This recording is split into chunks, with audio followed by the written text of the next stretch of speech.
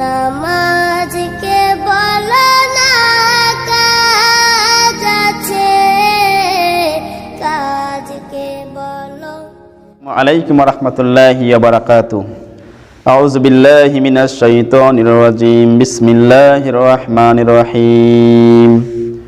আলহামদুলিল্লাহ।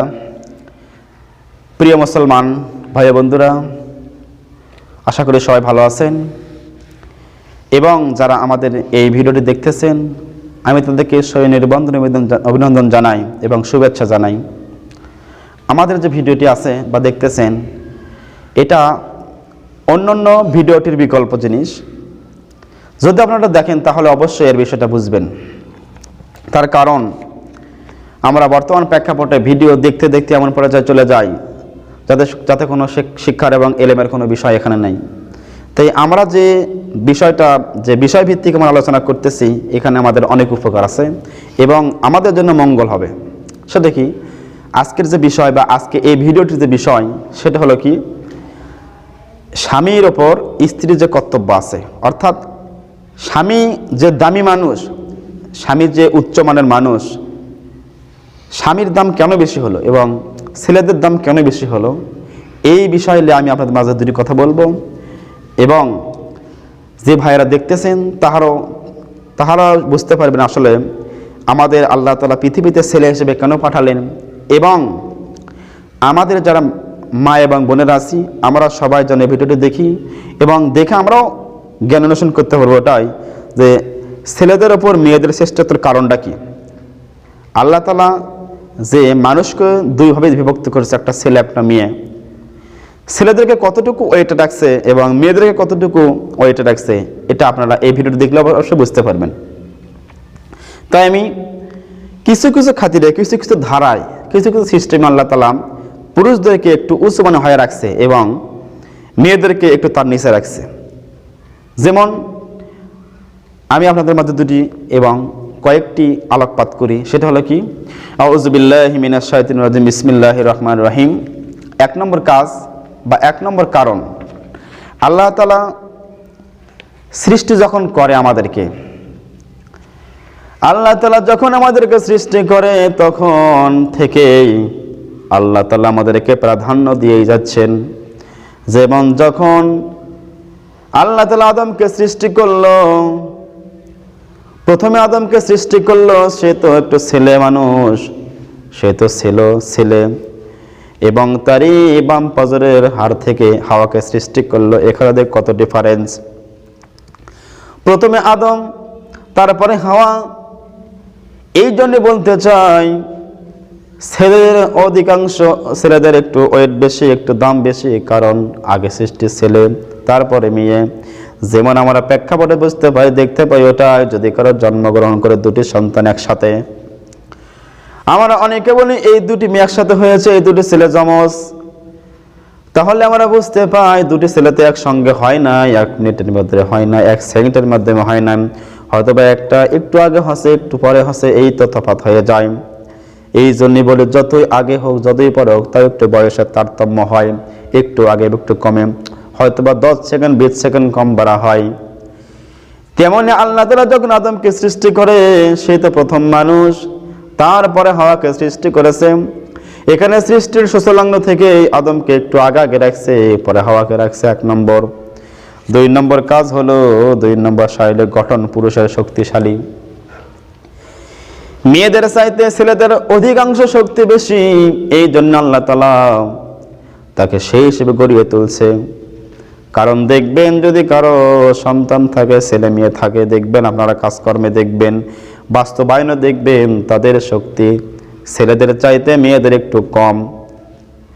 এই শক্তির দিক থেকেও তারা একটু পিছপা হয়ে আছে, সম্পদ বন্টনের দিক থেকেও তারা ছোট হয়ে আছে, কারণ ছেলের ভাগ 2টি আর মেয়ের ভাগ 1টি, এখানেও তফাৎ হয়ে আছে। এই জন্য আল্লাহ তাআলা ছেলেদেরকে শ্রেষ্ঠত্ব দান করেছে মেয়েদের ওপর। যদি আমাদের উপর জিহাদ ফরজ হয়ে যায়, মেয়েদের উপর ফরজ হয় না। আল্লাহ তাআলা ফরজ করেছেন জিহাদ ছেলেদের উপর, মেয়েদের উপর নয়। এই জন্য আমরা যারা ছেলে মানুষ অবশ্য আমাদের শ্রেষ্ঠত্ব অনেক বেশি আছে মেয়েদের চাইতে। 4 নম্বর, জুমার নামাজ আদায় এবং জুমার নামাজ যখন আমরা আদায় করি, যখন জুমার নামাজ পড়ি, দেখবেন ছেলেরা মসজিদে যায় এবং মেয়েরা বাড়িতে বসে বা শুয়ে থাকে। কারণ ছেলেদের উপর জুমার নামাজ ফরজ হয়, মেয়েদের উপর ফরজ হয় না। 5 নম্বর, আজান দেওয়া। ছেলেরা আজান দেয়, মেয়েরা আজান দেয় না, অথচ মেয়েরা নামাজ পড়ে, সালাত আদায় করে। আর ছেলেরা আজানও দেয়, ইকামতও দেয় এবং সালাতও আদায় করে। এই থেকেও তারা একটু পিছপা হয়ে আছে। আমরা জানি আমরা সবাই ছেলে মানুষ যদি হয়ে থাকে তাহলে অবশ্যই আমাদের একটু অগ্রাধিকার বেশি মেয়েদের চাইতে। খুতবা দেয় এবং শোনা, যে খুতবা দেয় শুক্রবারে বা জুমার দিনে, যে খুতবা দেয় সে ছেলে মানুষ, এবং যে খুতবাগুলো শোনে সে হলো মেয়ে মানুষ, সে হলো ছেলে মানুষ। এই জন্য বলি অবশ্যই এখান থেকেও, কারণ অনেক সময় মেয়েরা আসে না মসজিদে বা মসজিদের আসার ব্যবস্থা নাই। এই খাতিরে ছেলেরা বক্তব্য দেয়, খুতবা দেয় এবং সে ছেলেরাই শোনে। এই জন্য মেয়েদের চাইতে অগ্রাধিকার ছেলেদের বেশি। তারপরে নামাজ, জামাতে নামাজ পড়া ছেলেদের জন্য ফরজ, মেয়েদের জন্য ফরজ করা হয় নাই। মেয়েরা নামাজ পড়তে পারবে, ছেলেরা আজান দেবে, জামাত করবে, এখান থেকে তা অগ্রাধিকার বেশি। তারপরে আগেই বলেছি আমি, তারপরে যখন সম্পদ বন্টন হবে, আপনার বাবার আপনার মায়ের সম্পদ যখন বন্টন হবে, তখন যদি ছেলে পায় 2, মেয়ে পাবে 1, এখান থেকে সম্পদ বন্টনের দিক থেকেও তারা একটু পিছপা হয়ে আছে।